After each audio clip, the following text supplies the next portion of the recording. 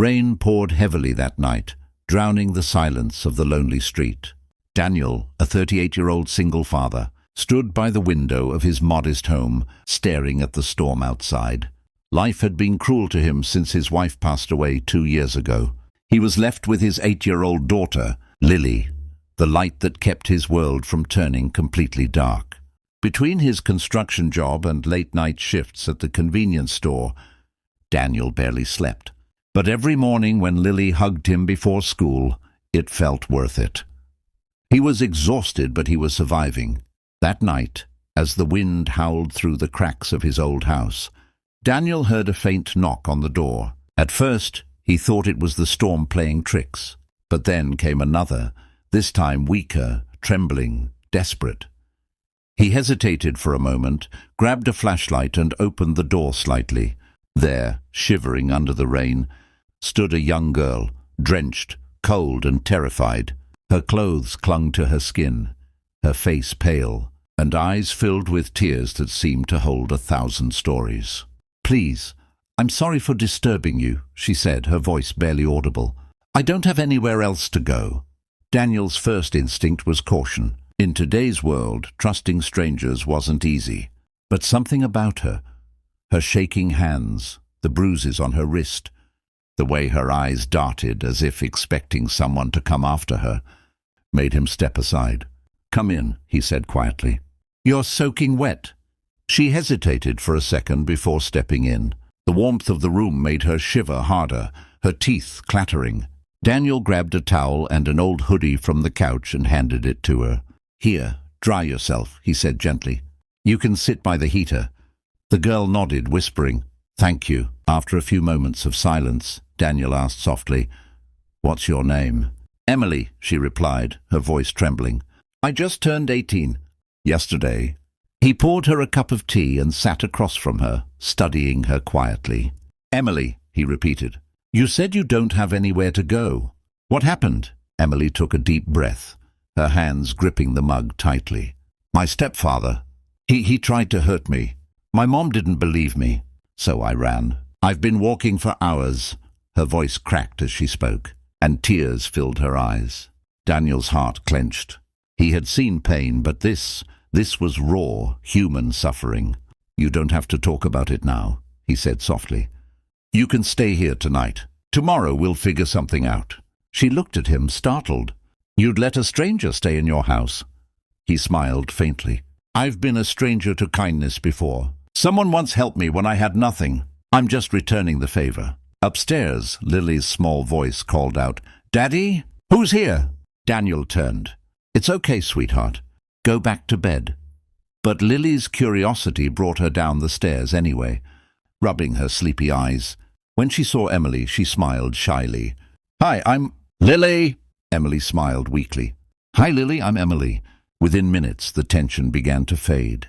Lily's innocent chatter filled the silence, and Daniel couldn't help but notice how Emily's face softened when she looked at his daughter. She had a gentle aura, one that didn't belong to the streets she had been walking through. That night, Daniel gave Emily the guest room, a small, dusty space that hadn't been used in years. As she lay on the old bed, she stared at the ceiling, tears quietly streaming down her cheeks. For the first time in a long while, she felt safe. Not completely healed, but safe. She whispered a silent thank you to the man downstairs who didn't know her but still opened his door. Downstairs, Daniel sat with his head in his hands. He didn't know who Emily really was, or if letting her stay was the right decision. But something deep inside told him that maybe, just maybe, she had come into their lives for a reason. As the rain subsided and the night grew quiet, two broken souls unknowingly began a journey that would change both their lives forever. Morning, sunlight crept through the curtains, bringing warmth into the small house. Daniel woke early to prepare breakfast, scrambled eggs and toast, his usual routine. He found Emily already awake, sitting quietly by the table, lost in thought. She looked different in the daylight, still fragile, but somehow stronger. "Morning," he said. She nodded politely. "Good morning. I wanted to thank you for letting me stay last night. I'll leave soon, I promise." Daniel frowned. You don't have to rush. Eat first. Lily ran in, laughing, her hair messy from sleep. Emily, can you braid my hair before school? She asked eagerly. Emily blinked in surprise, then smiled for the first time. Sure. As she gently braided Lily's hair, Daniel noticed something he hadn't seen before. The tenderness in Emily's touch, the calmness in her voice. It reminded him of his late wife. Later that day, Daniel dropped Lily off at school, but when he returned, he found Emily cleaning the living room. You don't have to do that, he said. I want to, she replied softly. You helped me when no one else did. It's the least I can do. Days turned into weeks. Emily stayed, not because she had nowhere to go, but because she finally felt she belonged somewhere. She found a small job at a nearby cafe, and in the evenings she helped Lily with her homework. Daniel began to notice how much lighter the house felt, how Lily smiled more, how laughter returned to their dinner table. But beneath the peace a shadow lingered. One evening, while Emily was returning from work, a black car followed her. She ran all the way home, terrified. When Daniel saw her panic, he knew something was wrong. She finally confessed. Her stepfather had been searching for her. He was a powerful man, and she was afraid he'd find her. Daniel clenched his fists. You're safe here, he said firmly. He won't touch you again. But safety is fragile. A few days later, while Daniel was at work, the man came. He banged on the door, shouting Emily's name. Lily was home too, frozen in fear. Emily hid in the kitchen, trembling. Just as he tried to force his way in, Daniel's truck screeched to a stop outside. He stormed toward the man, rage burning in his eyes. Get away from my house, Daniel warned. She's my stepdaughter, the man sneered. She's coming with me.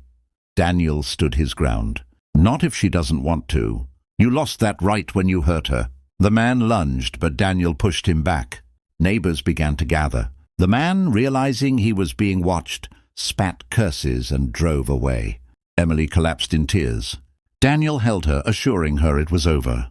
Later, with the help of the police, her stepfather was arrested after other victims came forward.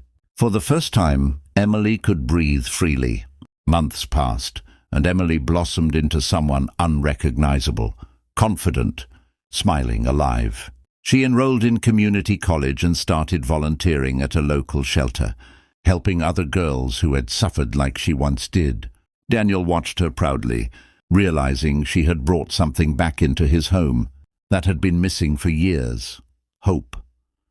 Lily adored her, calling her big sister.